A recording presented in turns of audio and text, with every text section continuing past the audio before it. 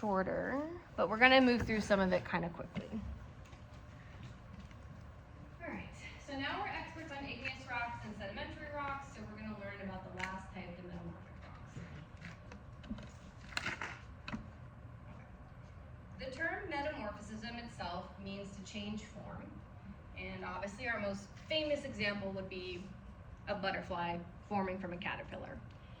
I remember as a child, I used to think like, oh, a caterpillar is a caterpillar, and then it goes in a cocoon, and it grows some wings, and it's a butterfly. And that is not how metamorphism works. I don't know if you guys know about it. When a butterfly is forming, the caterpillar builds its chrysalis, and then it like melts down into this just like goo, and it completely takes apart its whole body, and then puts it together with all new parts. Which is like really weird, but knowing that, it's like, okay, that makes more sense when we understand metamorphic rocks.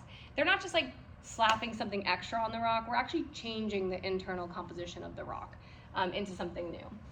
So even though every rock can change into another rock type through the rock cycle, the difference with a metamorphic rock is it's gonna remain essentially solid during this transformation process. Because obviously if we took a rock and we broke it into tiny pieces and we made it into a new rock, that's not a metamorphic rock, that's a sedimentary rock. If we took a rock and we melted it down and then we recrystallized the magma, it's not a metamorphic rock, it's an igneous rock. But if we take a rock and we apply some forces to it and it's still a rock the whole time, and it ends up as a different rock, that would be a metamorphic rock. Every metamorphic rock has a parent rock, which is also known as a protolith, so just like proto meaning beginning and lith being rock. So the parent rock or the protolith is the rock from which it forms, and the parent rocks can be igneous, sedimentary, or other metamorphic rocks. So all different types. When it comes to metamorphism, there are two categories of grade, low grade and high grade. Low grade metamorphism is where you're exposed to higher than normal temperatures and pressures, but not the highest that we experience at the surface. So you have some like minor changes to the rock. Not a huge shift, a little bit of a change. High grade metamorphism, on the other hand, is going to produce significant changes to the rock, visual changes to the outside of the appearance of the rock. It's going to form segregation of dark and light minerals like we see here, and then other deformation like the folding that we observe here. This rock has undergone a lot of very high grade metamorphism. This is like a much lower grade. Slight changes to more dramatic ones. So we define grade as the degree to which the parent rock changes during metamorphism. It progresses from low to high, and during metamorphism, the rock has to remain solid. So it's kind of our key takeaways for the definition of a metamorphic rock. Essentially solid, so pretty much solid. This is showing us some of the different types of rock formation environments that exist on Earth. At the surface, you're primarily going to just be creating sedimentary rocks. Once your temperatures increase to somewhere between 200 to 700 degrees Celsius, that's where metamorphism can start to occur. It's hot enough that the rocks can undergo changes to their mineralogy, but not so hot that they melt. After around 700 degrees Celsius, they're going to start melting until around 1200 degrees Celsius when they fully melt, which we know from volcanoes. So like somewhere in this zone is where metamorphic rocks will form. And there's a lot of different environments they can form. There's a few different agents that drive metamorphism. The first is heat. Heat is the most important agent in metamorphism. It provides energy needed for chemical reactions, and then it results in recrystallization, so the formation of new mineral combinations within the rock. There are two sources of heat that are hot enough to cause rocks to change. One is the geothermal gradient, so that's the increase with temperature as depth increases in near Earth's surface. We looked at this a little bit in our lab. So we're saying about 25 degrees per kilometer. So the deeper you get, the hotter it gets. It gets pretty hot pretty quickly near Earth's surface. And then contact metamorphism is the other way in which heat can be applied to rocks. This is when you have rising mantle plumes. So you have magma melting its way up through the crust, and then whatever rocks it touches, it might not be hot enough to melt those rocks, but it's hot enough to cook them a little bit. So they undergo something called contact metamorphism. Just from touching the magma, they start to essentially get a little burnt without without melting fully. Alright, this is showing us some of the different places where temperatures would be hot enough to produce metamorphism. So, you know, of course, at subduction zones, we are possibly going to see metamorphism occurring because we have increasing temperatures pretty quickly. And then anywhere that the magma is coming up through the crust, anywhere that there's magma touching other rocks here, that could be contact metamorphism occurring. In this case, the magma from a subducting plate, but it could also be just from a regular mantle plume. Another agent of metamorphism besides heat is pressure, and there's a few different types of pressure we're going to talk about. The first is confining pressure. This is where forces are applied equally in all directions. The thing you can think of to kind of visualize how you've experienced this is water pressure. If you've ever swam to the bottom of a deep pool or lake or something, you feel like the water squeezing you all around. Maybe it hurts your ears because it's getting so tight around you. It's a lot of pressure because you have weight applied in all directions, just squeezing you. And it causes the spaces between mineral grains to close. So if you had anything with some empty space in between, it's going to get compressed and it's going to just get smaller. Then we have what's known as differential stress. This is going to be when the forces are not applied equally, so they're stronger in one direction than another.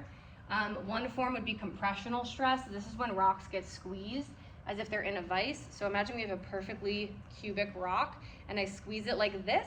Applying pressure from the left and right would cause the rock to lengthen out top to bottom and then shorten in the direction I'm applying the pressure.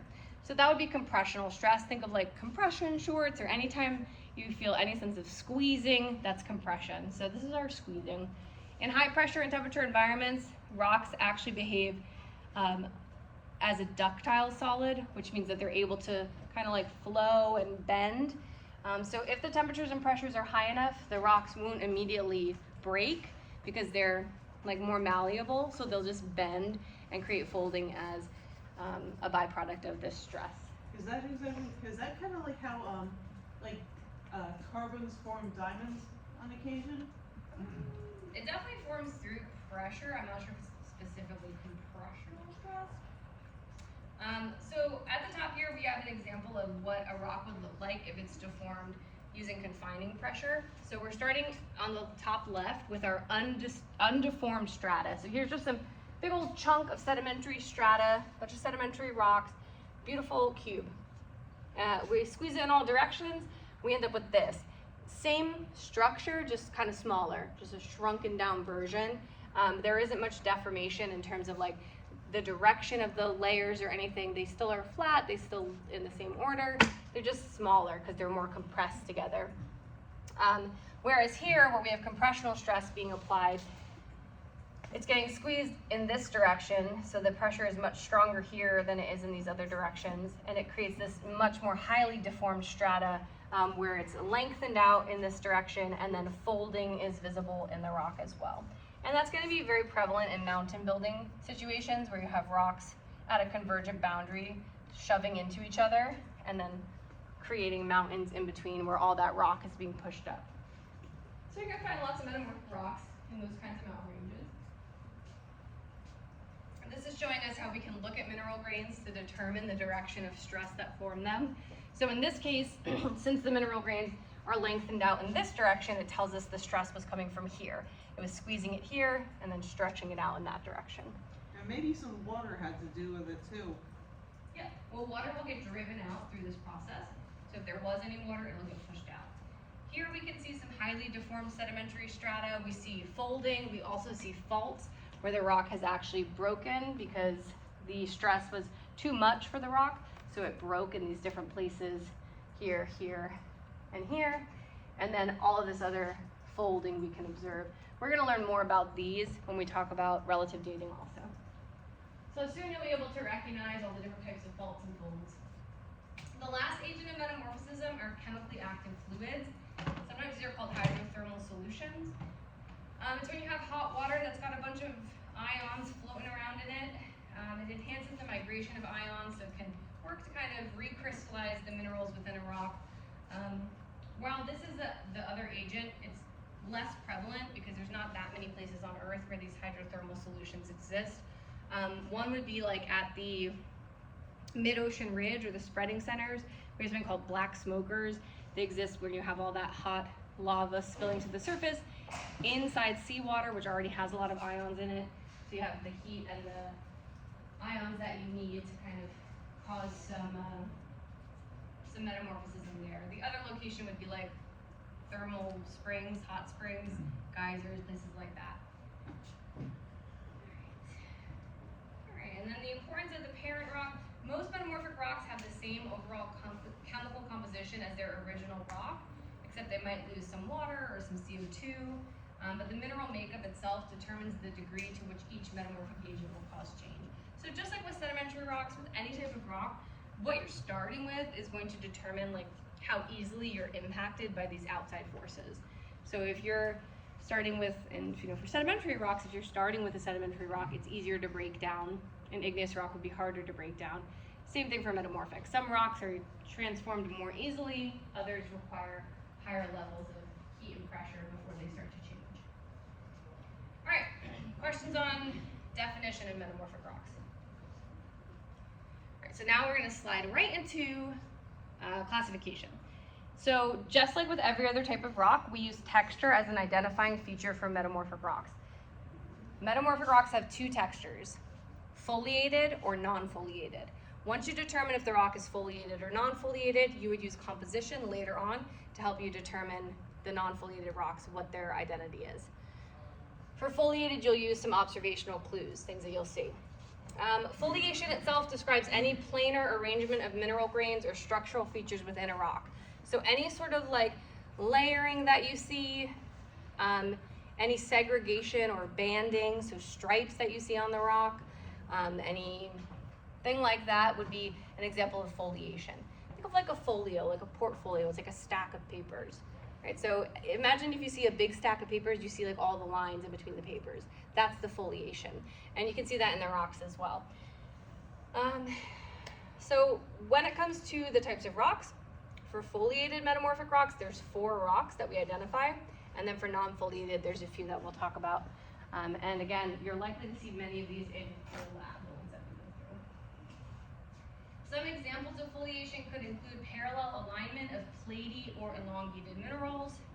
Platy just means they're kind of like a scaly appearance. Parallel alignment of flattened mineral grains, compositional banding of dark and light minerals, and cleavage where the rock splits easily. We call it rock cleavage. It's very similar to the cleavage that like mica has, that facility where you can split it across the layers. When we talk about compositional banding, that's what I was telling you. That's the separation of the light and dark minerals. So the composition, are they ferromagnesian or non-ferromagnesian? If they're ferromagnesian, they're going to group together, making a black band across the rock. If they're non-ferromagnesian, they're going to make a pink or white band, and they're going to create these like zebra stripes on the rock. You have a question, Laura? Yeah, like that's how like certain like you sometimes see like a rock that has like a white stripe going through it. So it wouldn't necessarily just be like an individual white stripe. It's going to be more like this, where you actually see continuous striping. So this rock here, this is showing us an example of a foliated rock here. Before metamorphism, the non-ferromagnesian and ferromagnesian minerals were just kind of scattered about randomly. And then when that pressure was applied, specifically in this direction, the minerals elongated here and they grouped themselves up. The white ones together, the dark ones together, creating this banding appearance. We call this rock gneiss. So you can remember like, oh, some nice stripes on that rock. And then you'll know its name. You might not remember what its name is because it's not spelled at all like the word gneiss, but we'll look at that in a second. You can have rotation of plated minerals, recrystallization, or flattening of spherical grains. Any of those things can create foliation. A lot of this is going to be kind of beyond the scope of what I'm going to test you on. Definitely you're going to need to be able to recognize foliated versus non, have like a general sense of what each of the terms means. But as far as like specifically how the foliation occurs, I'm not going to ask you too much about that. All right, here we have just an example of what's happening. You have, again, your spherical grains, you're applying some sort of force, it's flattening them out and elongating them. It's going to drive some of that water out as well. All right, so now we're going to look at some of our foliated textures. Rock or slaty cleavage is what we see observed here. That looks like an earthquake hit it. Could have been. So right in the name, slaty cleavage is an indication that the rock slate is going to express this type of texture. So slate is a rock that forms when a really common sedimentary rock, shale, undergoes some light metamorphism, some low-grade metamorphism. So shale and slate are pretty similar. Shale's a little bit softer. We already talked about in sedimentary rocks how shale does have that layering. We called it facility. So it already has that layering because of the fact that it's made of sediments and they get laid down in strata. So when the rock is metamorphosed into slate, it maintains that same structure. It still has the layering, so you can break it kind of easily into these layers. They use it in like tile stones for like walkways and such. Yep, this shows you a little bit about the way in which slaty cleavage can form. It just has to do with the strengthening of bonds in certain directions and then obviously making them weaker in others. The next metamorphic texture is called schistosity. It's expressed well in a metamorphic rock called schist. And in rocks with a schistosity as their texture, you're gonna see a lot of the platy minerals. Again, this typically means that they're gonna look like almost like fish scales sort of on the outside, like a scaly sort of appearance. The mica and chlorite can start to crystallize into larger crystals. Mica, remember, is sort of sparkly. Chlorite can have a similar look. So it's gonna look like a shimmery sort of fish scale on the outside of the rock. They again have a layered structure, and the rocks that have this texture are called schist. I found a piece of that when I went to Manasquan one time. Yeah, there's a lot of these rocks all over. And then this is gneiss. So if the rock has a gneissic texture, it's going to have that compositional banding we talked about. It only occurs during high-grade metamorphism, and literally, like, look at this beautiful picture. I love this. Just some granite here. It's got feldspar floating around there. We've got plagioclase and orthoclase feldspars. We've got some biotite, some amphibole, some quartz, and then it's all just randomly strewn about. And then when we squeeze it really tight, it all kind of congregates together into these nice, beautiful stripes that we see here. Looks like a tiger stripe. Yeah, they say tiger, zebra stripes, whatever you want to call it. I have a nice sample of gneiss that I found in the Adirondacks.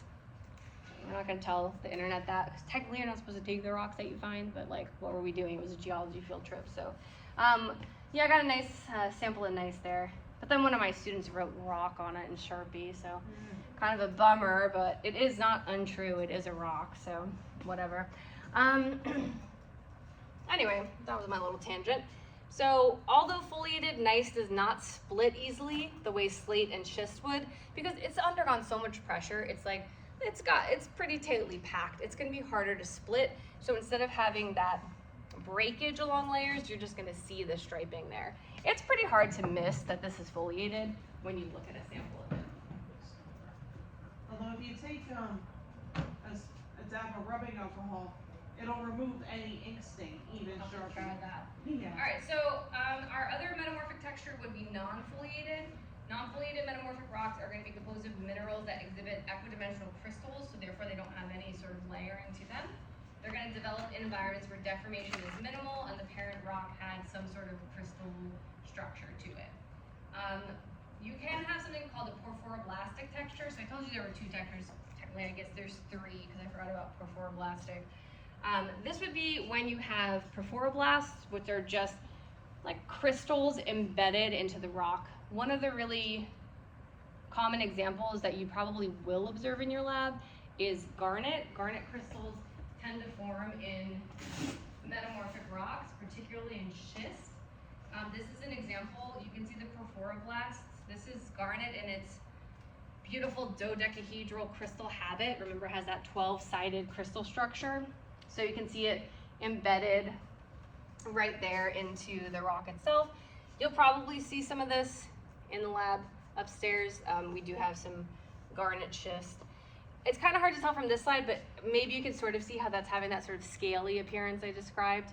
And then the large crystals embedded would be the porphyroblasts, sort of similar to the phenocrysts and igneous texture, but they get a different name here. All right, any questions on the textures? Okay, so now we're gonna just quickly summarize the rocks that I mentioned. Your foliated rocks If we go from lowest grade of metamorphism to highest grade, we're going to start with shale as our sedimentary rock, our parent rock. And if we apply a little bit of heat and pressure, we're going to create slate. It has that slaty cleavage. It's similar looking to shale. It's a little bit harder. If we apply a little bit more heat and pressure to it, we're going to produce the next rock called phyllite. Has platy minerals that are larger than slate, but you can't see them with the naked eye yet, so they're kind of hard to see. It has sort of a more glossy appearance, but not quite that like scaly appearance yet. They both exhibit rock cleavage. After phyllite, if we continue to metamorphose the rock, it's going to become schist. Schist is medium to coarse grained. The parent rock is still shale, and the term schist describes the texture.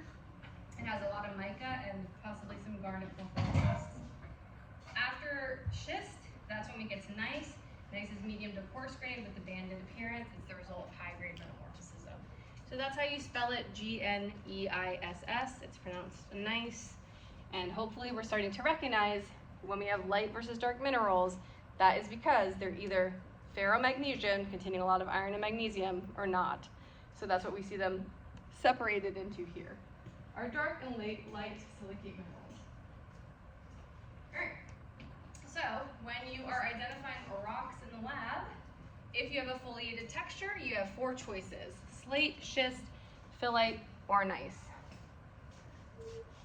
That's what it's going to be. They all start from basically the same rock. So you're going to take a piece of rock and then you're going to metamorphose it. It's going to go through all of these stages. Down here we have some of our options for non-foliated, which we'll talk about shortly. Marble, quartzite, and hornfels. Marble is limestone that's been metamorphosed. Most of us are probably familiar with what marble looks like. It's a little bit harder than limestone. They're all going to be a little bit harder, a little more weathering resistant than their parent rocks. A quartzite is a rock that forms from quartz sandstone, and when you look at it up close, it's kind of actually very interesting to look at, I think, because quartz sandstone is of course tiny little pieces of quartz, and we said they kind of look just like those silica beads that you find in those little white packets in your beef jerky. So those are come together to make a rock. Quartzite, imagine you took that rock and you applied some heat and pressure to it, so the grains of quartz sand, they kind of like fuse together. It really reminds me of if you've ever done like fuse beads as a kid, where you put the little beads on the pegs and then you use your iron to kind of melt them together. That's like what it looks like. It looks like someone took an iron and melted the sand grains and they formed this new rock quartzite. And then hornfels, it can start with shale, but it can really come from any composition. It's a fine-grained, really hard rock. I don't know that we'll see this one in the lab. It's a little hard to differentiate visually from some of the other ones, but that would be our other most common non-foliated metamorphic rock. So marble is our crystalline rock from limestone or dolostone. Pure marble should be white, but most marble is not perfectly pure, so impurities can cause a variety of colors that we see. Calcite is pretty soft and it does weather relatively easily in acid rain. Marble's a little bit stronger, but still not always the best choice for a lot of outside wear. And we can get lots of different colors there. Pretty common rock, we use it for floors, we use it for countertops. We like it, it's pretty. Quartzite is formed from our rock of quartz sandstone. The quartz grains get fused together. Pure quartzite, again, is white, but that's uncommon. So if you have iron in it, it can get reddish or pink. Darker minerals can make it look greenish or gray. Cross-bedding and other structures can actually be preserved within the quartzite, which is pretty cool. And then hornfels is the parent rock of shale or other clay-rich rocks. It gets essentially baked from contact metamorphism. So it just looks like a little burnt version of that rock. And this is what I was telling you about the quartz and the quartzite. So you can kind of see it in this image. We'll see it more if we look at a sample in the lab.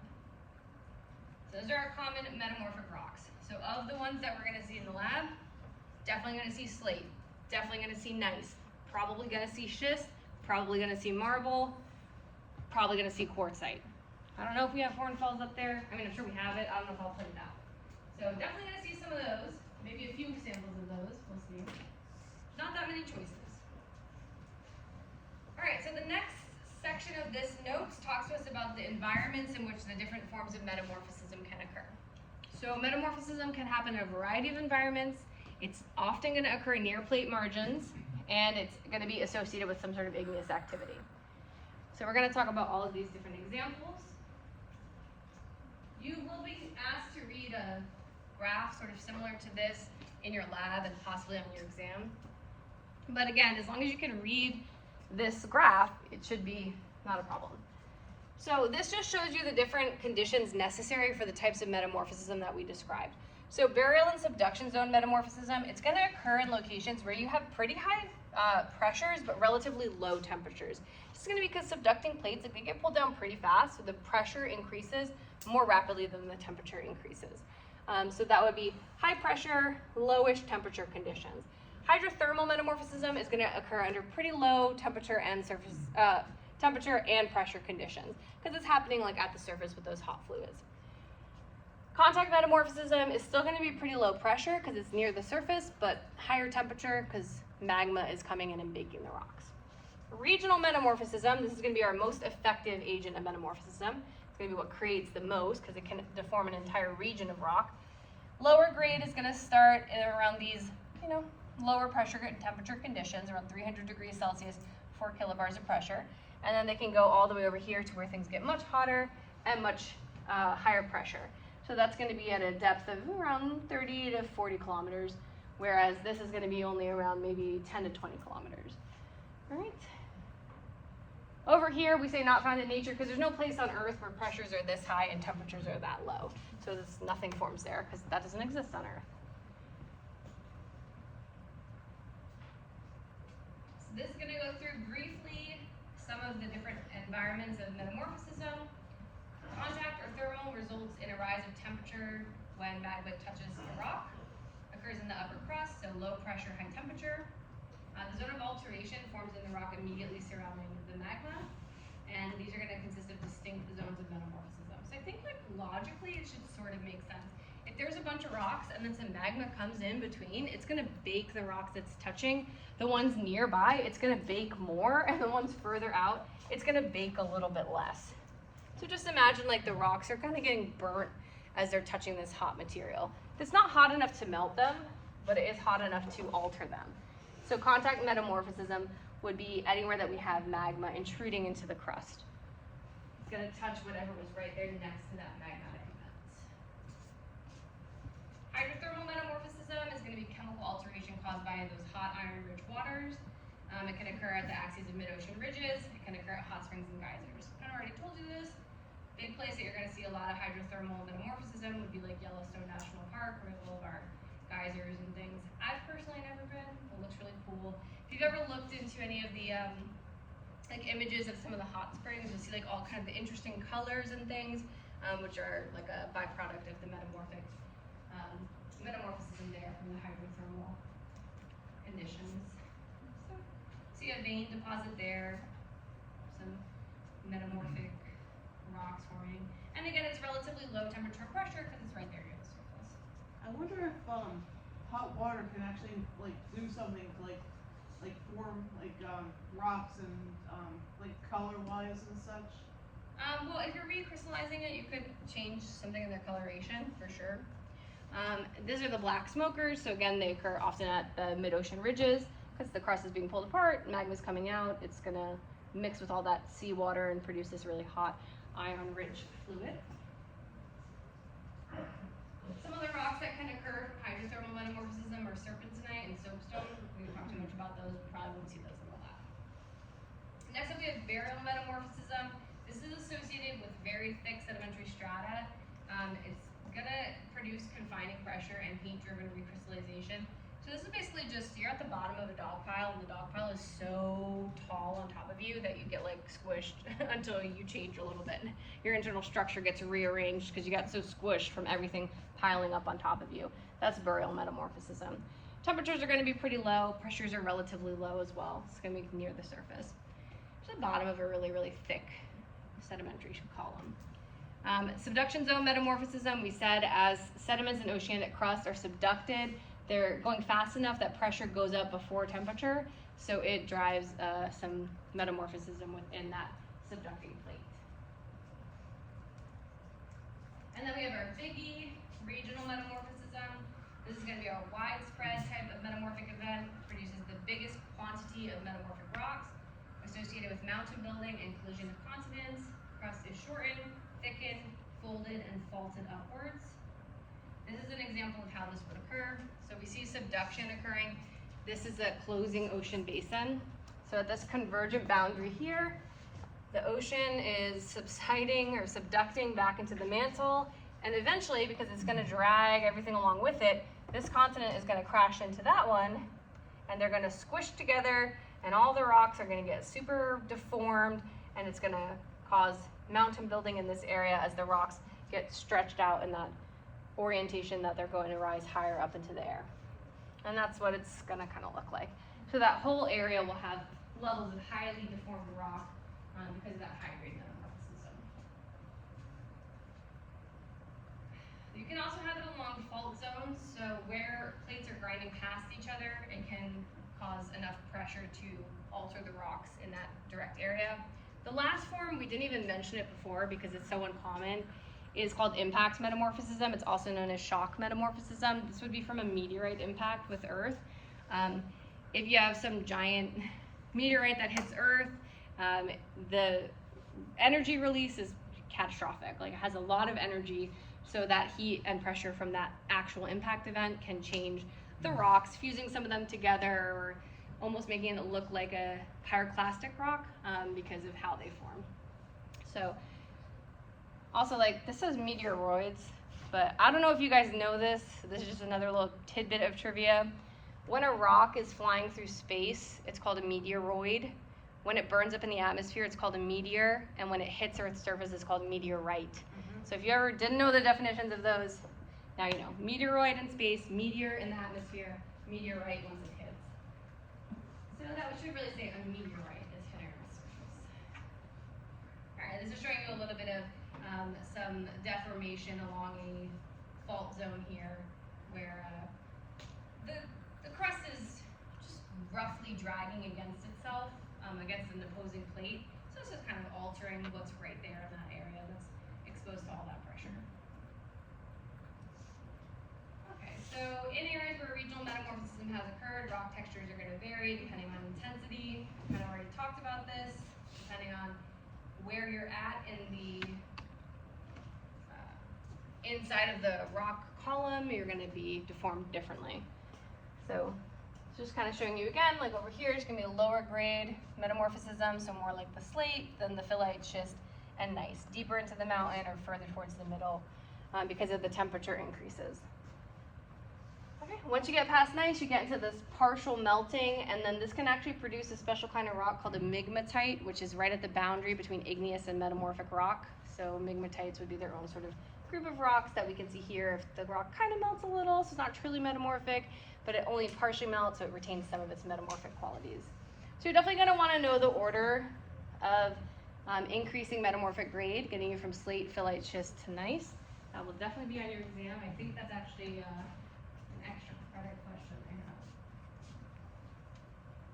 All right. Now, the last part is going to talk to us about how we can look at a rock and sort of determine its environment of formation. So just like we can look at sedimentary rocks and we can find clues like ripple marks or mud cracks, and that can tell us where that rock formed, we can do the same thing with metamorphic rocks. Now, what we look at for metamorphic rocks is we look at index minerals. Certain minerals are only going to be stable under certain temperature and pressure conditions. So if we find those minerals, we have a good sense of where that rock formed.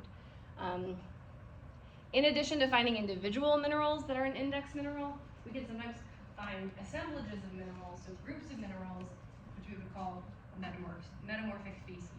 So we can find that as well. So for example, this is showing us like the types of index minerals that can exist. So like when a rock undergoes low-grade metamorphism, you're likely to find things like chlorite and muscovite, possibly some biotite. Something like styrolite is only going to form under really specific temperature and pressure conditions. So if you find this in a rock, you have a better idea of where that rock formed than if you found something like a muscovite. Or something like quartz, like it's all over the place. You find quartz in a rock, it tells you nothing, right? It's found at any condition, high to low grade. Remember, temperatures here can range from like 200 to 700 degrees Celsius. That's a really big range. Something like quartz is going to be stable at every one of those temperatures. So if you find it, you don't know much about the rock.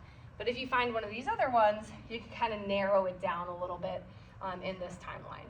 And if you're just finding something like starlight, you're like, okay, it gives me a kind of a smaller range. But what if I find a place where these two overlap? So I find both of these together. Well, now I have a much more narrow range of specifically the conditions that that rock formed under. And that's how index minerals, index fossils, any indexing tool we use, that's how it works.